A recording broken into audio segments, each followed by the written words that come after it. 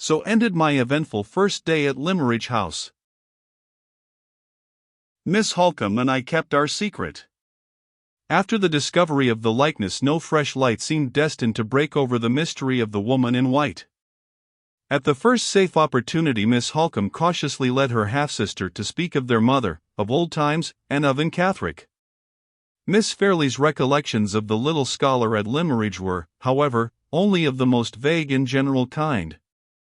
She remembered the likeness between herself and her mother's favorite pupil as something which had been supposed to exist in past times, but she did not refer to the gift of the white dresses, or to the singular form of words in which the child had artlessly expressed her gratitude for them. She remembered that and had remained at Limmeridge for a few months only, and had then left it to go back to her home in Hampshire, but she could not say whether the mother and daughter had ever returned, or had ever been heard of afterwards. No further search, on Miss Holcombe's part, through the few letters of Mrs. Fairley's writing which she had left unread, assisted in clearing up the uncertainties still left to perplex us.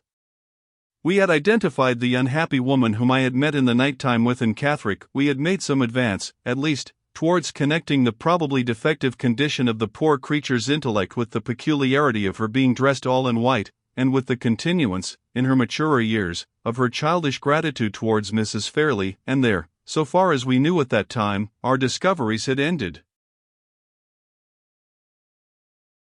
The days passed on, the weeks passed on, and the track of the golden autumn wound its bright way visibly through the green summer of the trees. Peaceful, fast-flowing, happy time. My story glides by you now as swiftly as you once glided by me. Of all the treasures of enjoyment that you poured so freely into my heart, how much is left me that has purpose and value enough to be written on this page? Nothing but the saddest of all confessions that a man can make, the confession of his own folly. The secret which that confession discloses should be told with little effort, for it has indirectly escaped me already. The poor weak words, which have failed to describe Miss Fairley, have succeeded in betraying the sensations she awakened in me. It is so with us all. Our words are giants when they do us an injury, and dwarfs when they do us a service. I loved her. Ah! How well I know all the sadness and all the mockery that is contained in those 3 words. I can sigh over my mournful confession with the tenderest woman who reads it and pities me. I can laugh at it as bitterly as the hardest man who tosses it from him in contempt. I loved her. Feel for me, or despise me, I confess it with the same immovable resolution to own the truth. Was there no excuse for me? There was some excuse to be found, surely, in the conditions under which my term of hired service was passed at Limmeridge House. My morning hours succeeded each other calmly in the quiet and seclusion of my own room. I had just work enough to do, in mounting my employer's drawings, to keep my hands and eyes pleasurably employed, while my mind was left free to enjoy the dangerous luxury of its own unbridled thoughts. A perilous solitude, for it lasted long enough to enervate, not long enough to fortify me. A perilous solitude, for it was followed by afternoons and evenings spent, day after day and week after week alone in the society of 2 women, one of whom possessed all the accomplishments of grace, wit, and high breeding, the other all the charms of beauty, gentleness, and simple truth, that can purify and subdue the heart of man. Not a day passed, in that dangerous intimacy of teacher and pupil, in which my hand was not close to Miss Fairley's, my cheek, as we bent together over her sketchbook, almost touching hers. The more attentively she watched every movement of my brush, the more closely I was breathing the perfume of her hair, and the warm fragrance of her breath. It was part of my service to live in the very light of her eyes, at one time to be bending over her, so close to her bosom as to tremble at the thought of touching it, at another, to feel her bending over me, bending so close to see what I was about, that her voice sank low when she spoke to me, and her ribbons brushed my cheek in the wind before she could draw them back. The evenings which followed the sketching excursions of the afternoon varied, rather than checked, these innocent, these inevitable familiarities. My natural fondness for the music which she played with such tender feeling, such delicate womanly taste, and her natural enjoyment of giving me back, by the practice of her art, the pleasure which I had offered to her by the practice of mine, only wove another tie which drew us closer and closer to one another. The accidents of conversation, the simple habits which regulated even such a little thing as the position of our places at table, the play of Miss Holcomb's ever-ready raillery, always directed against my anxiety as teacher, while it sparkled over her enthusiasm as pupil, the harmless expression of poor Mrs. Vesey's drowsy approval, which connected Miss Fairley and me as two model young people who never disturbed her, every one of these trifles, and many more, combined to fold us together in the same domestic atmosphere, and to lead us both insensibly to the same hopeless end. I should have remembered my position, and have put myself secretly on my guard. I did so, but not till it was too late. All the discretion, all the experience, which had availed me with other women, and secured me against other temptations, failed me with her. It had been my profession, for years past, to be in this close contact with young girls of all ages, and of all orders of beauty. I had accepted the position as part of my calling in life. I had trained myself to leave all the sympathies natural to my age in my employer's outer hall, as coolly as I left my umbrella there before I went upstairs. I had long since learned to understand, composedly and as a matter of course, that my situation in life was considered a guarantee against any of my female pupils feeling more than the most ordinary interest in me, and that I was admitted among beautiful and captivating women much as a harmless domestic animal is admitted among them. This guardian experience I had gained early. This guardian experience had sternly and strictly guided me straight along my own poor narrow path, without once letting me stray aside, to the right hand or to the left.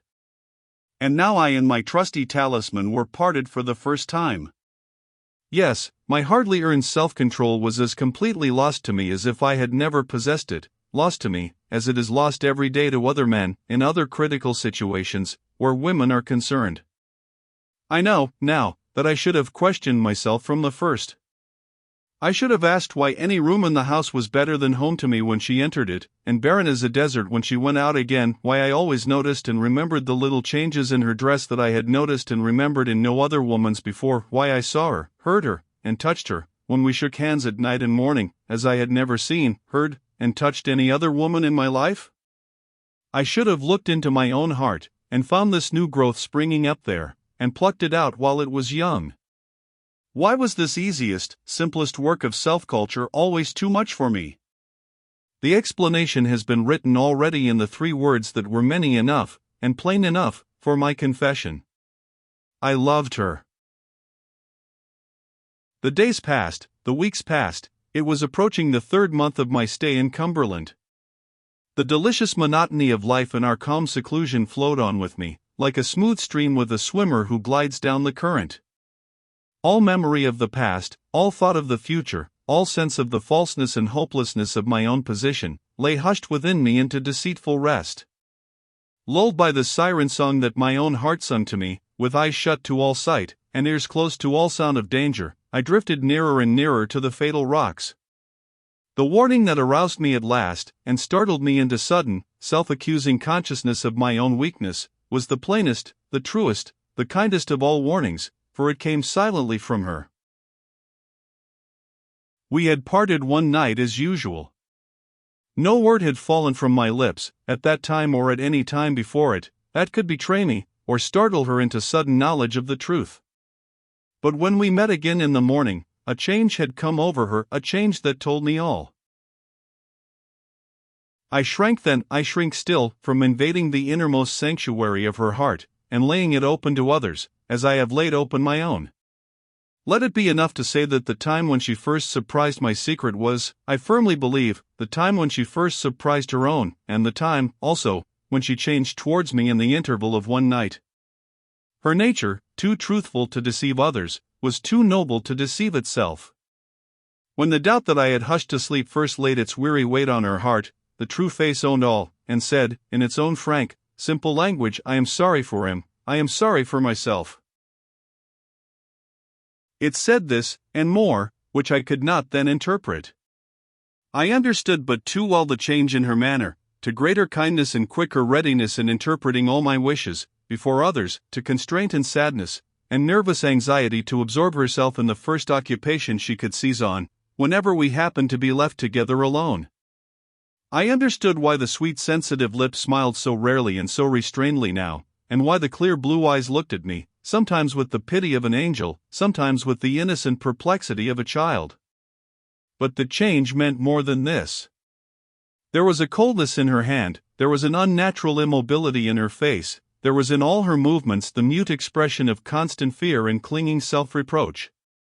The sensations that I could trace to herself and to me, the unacknowledged sensations that we were feeling in common, were not these. There were certain elements of the change in her that were still secretly drawing us together, and others that were, as secretly, beginning to drive us apart.